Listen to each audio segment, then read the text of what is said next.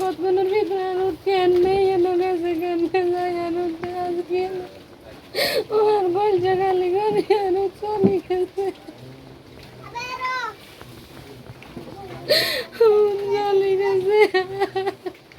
দাদির চিরবিদায়ে যখন সবাই কান্নারত আর কোনো দিকে খেয়াল নেই, ঠিক সে সময় ঘটল এক মর্মান্তিক ঘটনা।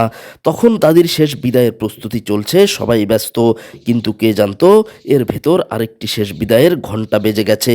শেষ বিদায় নেয়া সেই দাদিরই 4 জন নাতি নাতনি সকলের অগোচরে পাশের জমিতে মাটি কাটা গভীর গর্তে তলিয়ে যায়। একজনকে বাঁচাতে একে একে 3 জন নেমে পড়েছিল গভীর গর্তে। 4 জন বেঁচে ফিরলেও একজন আর বেঁচে ফিরতে পারেননি। অবশেষে একটু বিলম্ব করে দাদি নাতিকে একসাথে কবরস্থ করা হয়। আমার মা অনেকদিন ক্যান্সারে আক্রান্ত ছিল। পরে রোববারে সকাল 10টা বাজে আমার মা মারা যায়। পরে আমরা মাকে নিয়ে ব্যস্ত। আমাদের বাড়ির পাশে জমি কাটে, জমি কেটে পুকুর বানাইছে আর ওই পুকুরে আমার ছেলে মেয়ে ভাগিনা ওরা যাই পড়ে গেছে। আমার মেয়ে পানি পড়ে গেছে। মেয়ে পানি পড়ার পরে আমার ছেলে দেখে ছেলে নামে গেছে। পরে আমার ভাগ্নি এরাও নেমে গেছে এদের বাসাইতে। তারপরে আমার মেয়েটা ভালো আছে, আমার ছেলেটা তো মারা গেছে। আমার ভাগ্নি এবং এরা খুব অসুস্থ। আচ্ছা, কয়জন পানিতে কয়জন নাম ছিল? পানিতে 4 জন নাম ছিল। 4 জন নাম ছিল। একদম মারা গেছে 4 জনের ভিতরে এই 2 জন এখন আছে নাকি? হ্যাঁ, এই 2 জন আছে। আর 2 জন? আর একজন মারা গেছে। একজন মারা গেছে আর হাসপাতালে আছে এখন। একজন হাসপাতালে আছে। আমার বড় জাল মারা গেছে ক্যান্সার রোগে অনেক দিন থেকে অসুস্থ করে খেতেনের 3 জির ঘরের বাড়ির পাশে খেত কাটি গর্ত করছে। এরা জিরা হুতরা বোরা সবাই আমরা সবাই খেলে নিয়ে ব্যস্ত আছি। 4 নাতি নাতকুর 3 ঘরের এরা খেলতে খেলতে বাড়ির পাশে একটা গর্ত করছে। তারা খেত কাটি এই খেতের মধ্যে পড়ি এরা ডাব লইতে যাই। বড় পুতের ঘরে 2টা নাতি নাতকুর আর 2 জির ঘরের 2টা লগে লগে একটা মারা গেছে আর 3টা খুব অসুস্থ। একজন হাসপাতাল আছে আর একজন 2 জন বাড়িতে আছে।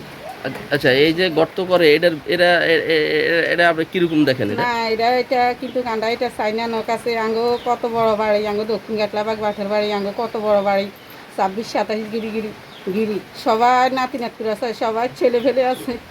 আপনারা সবার জন্য আমরা এটা রিকোয়েস্ট করেন, সবাই খুশি আছে, নাতি নাতকুর আছে। গর্ত করলে জানি ছেলে মেয়ে এগুলো আবার যাইতে চায় বালা যেগুলো এগুলো যাইতে আছে। আর বিপদ কখন সেটা বলা যায় না। তো আপনি কি চান আসলে? কি আমরা চাই না যে এটা কেউ কোনো মা বাপের কোন খালি হোক। আমরা চাই যে আমাদের মতো কার্গো সন্তানদের এভাবে না হারায়, আমরা এটাই চাই। এখন বর্ষাকাল, কিছু মানুষ গভীর মাটি কাটার পর সেগুলোকে সীমানার আওতায় না এনে ফেলে রাখেন। এতে ছোটদের জীবন ঝুঁকির মধ্যে পড়ছে। তাই খেতে খামারে যত্রতত্র মাটি কাটার পর সেগুলোকে সীমানা নির্ধারণ করার দাবি ভুক্তভোগীদের। আমাদের একটা বয়স হয়েছে, কিন্তু বাচ্চারা তো আর তারা অনেক কিছু বুঝে না, জানে না।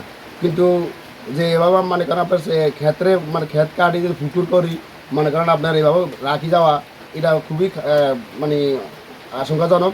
আমরা এলাকাবাসী চাই এই ধরনের যেন আর কোনো জায়গায় যেন এই ধরনের গর্ত করি বা এইভাবে রেখে দেওয়া যেন না যায়। সবাই সচেতন থাকতে হবে এটার উপরে। যদি বেরি করা হয় তাহলে সেখানে জাল বা নেট দিয়ে জিনিসটা একটু ঢাকি রাখা হয়, তাহলে কিছু ছোটো বাচ্চারা অন্তত বেঁচে যাবে এটার থেকে।